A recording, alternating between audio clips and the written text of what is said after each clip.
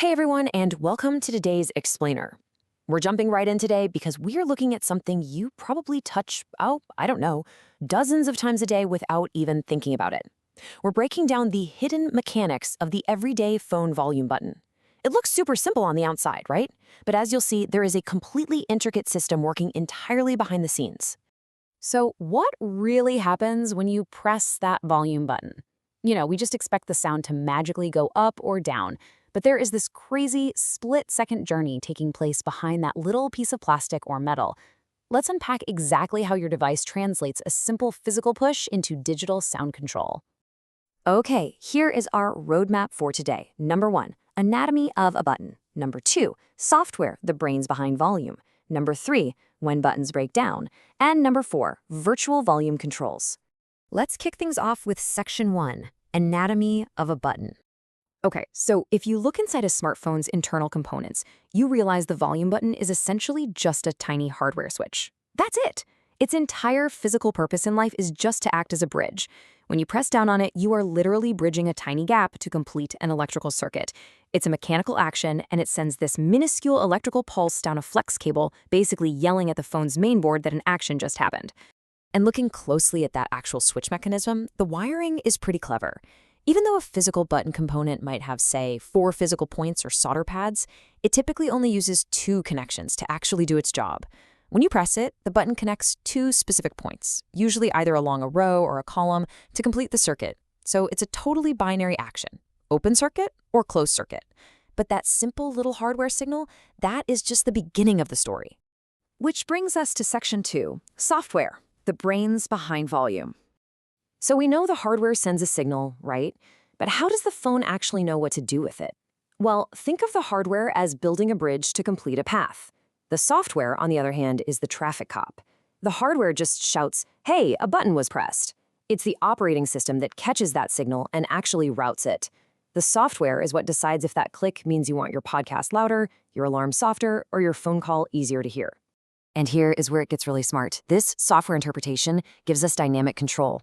By default, modern operating systems actually look at what you're actively doing. If you've got a YouTube video or music playing, the OS dynamically routes that click to adjust your media volume. But if you're just staring at your home screen, the exact same physical click might be routed to adjust your ringtone and alert volume instead.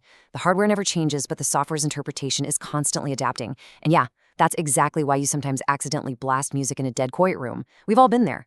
All right, moving on to section 3, when buttons break down. So what happens when this seamless little dance gets interrupted? Well, because these are mechanical, moving parts, they're super susceptible to the real world. A really common physical blocker is just a tight phone case that's constantly pressing down on the button or restricting it. Or the absolute worst enemy of electronics, pocket lint. Dust and debris get wedged up under the button, jamming the mechanism, so the electrical circuit just can't close. And obviously, a hard drop can physically damage that delicate flex cable inside. But if your button feels mushy or jammed, the fix is actually pretty actionable. First step, literally just take off the phone case. If it's a dirt problem, taking a little rubbing alcohol and gently cleaning around the edges with a toothbrush or a cotton swab can break down that grime. Just press the button repeatedly while you do it, and you can usually work the dirt right out and get that satisfying click back. Now, what if the button physically clicks perfectly fine, but absolutely nothing happens on screen? Well, that means we've got a software roadblock. Sometimes the OS just gets confused or specific apps create a conflict that overrides the button. A super common example is a glitch that tricks your phone into thinking the physical button should be controlling an accessibility feature, like select to speak instead of your standard media volume. So the bridge is working fine, but our traffic cop is sending the signal to the wrong destination. If you're on an Android device, a glitch in the accessibility suite is usually the culprit for this. The fix here is pretty simple. Just open your settings, go to accessibility, find the select to speak option, and turn off that shortcut. If that doesn't work, sometimes just uninstalling recent updates to the accessibility app will reset the routing and fix the conflict, getting your buttons acting normally again. Now, iOS users, you've got your own version of software routing quirks. Ever press the volume button and watch the media slider move, but your ringtone stays blaringly loud? That's because, by default, iPhones might only adjust media volume with the physical buttons. To fix this, you just open Settings, tap Sounds and Haptics, and toggle Change with Buttons to On. This explicitly tells the software traffic cop, hey, let these physical switches control the ringer and alerts too. Okay, our final stop today. Section 4, Virtual Volume Controls. So let's peel back the very last layer here. What do you do when the physical hardware completely fails? Or maybe you just don't want to use mechanical buttons at all? We enter the world of virtual replacements.